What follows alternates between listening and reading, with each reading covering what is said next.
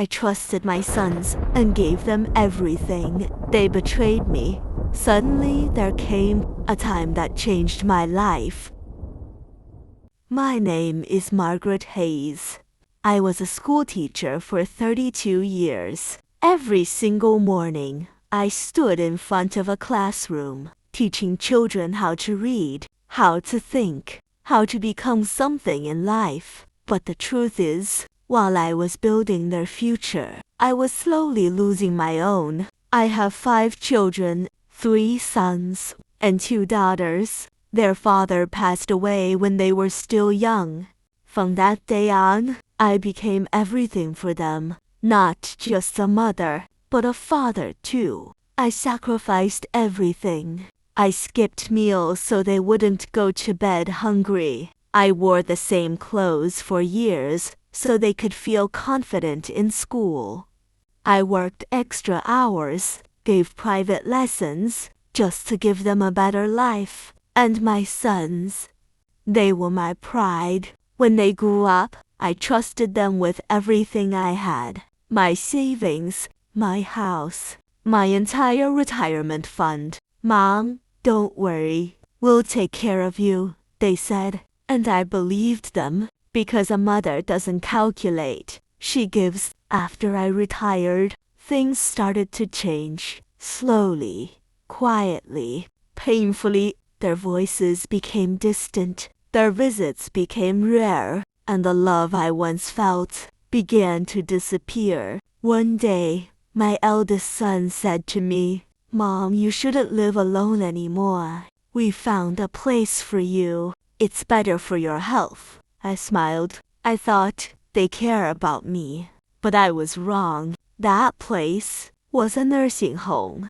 The day they dropped me off, I still remember every second.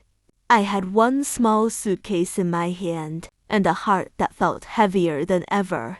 I looked at them and asked softly, "Will you come visit me?" They couldn't even look me in the eyes. "Of course, Mom. We're just a little busy these days." Busy. That word became my punishment. Days passed, then weeks, then months. No phone calls, no visits, nothing. Every evening, I would sit by the window, watching the front gate, hoping maybe today would be different. Maybe today, my sons would come, but they never did. And then, one day, my daughters found out the truth. The day my daughters found out, my life changed. I was sitting by the window, just like every evening, waiting, hoping for someone who never came. And then I heard a voice. Mom. My heart stopped. That voice, I knew it.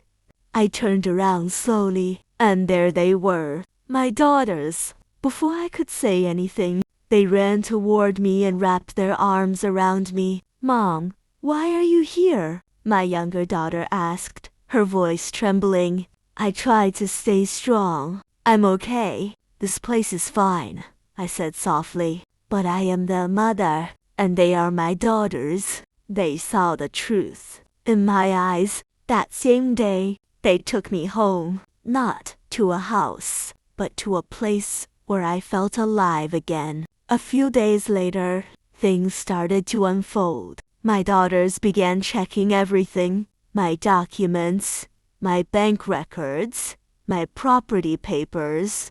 Then one night, my elder daughter sat beside me. "Mom, did you give everything to them?" I looked down. Yes, I trusted my sons. There was silence. Heavy silence.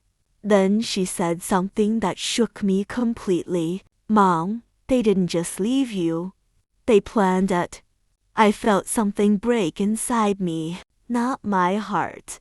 That was already broken. But my belief. They transferred everything into their names. She continued. "The house, your savings, everything." For a moment, I couldn't breathe. Not because I lost money, but because I lost my sons. That night, I didn't cry, because something inside me changed. For the first time, I wasn't just a mother. I was a woman who had been wronged. The next day, my daughters took me to a lawyer. My hands were shaking, but my voice was not. I trusted my sons, I said, and they used that trust against me. The case started. Weeks turned into months. I had to face them. My sons, they stood in front of me, but they didn't look at me, just like the day they left me. But this time, I didn't look away. The final hearing came. The courtroom was silent.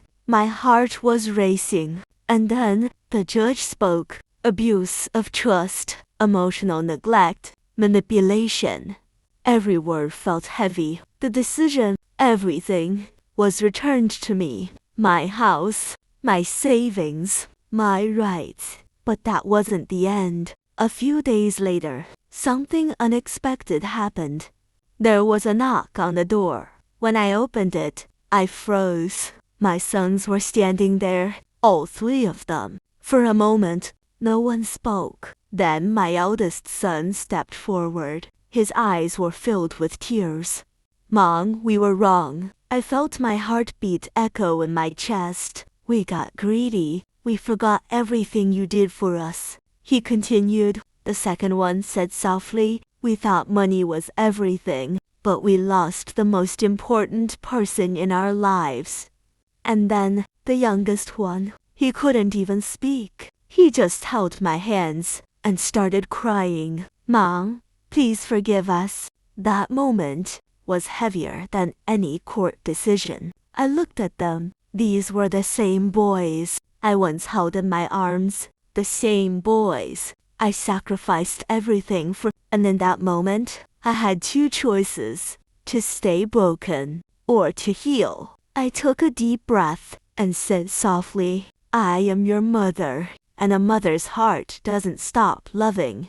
But remember this, respect is not given by words. It is proven by actions. They nodded, crying, ashamed, changed. Today, my life is different. I live with dignity, with my daughters. And now, my sons visit, not out of duty, but with respect. Final lesson. A mother can forgive, but life gives lessons in its own way. Never take your parents for granted, because one day, when you realize their value, it might already be too late. Thank you.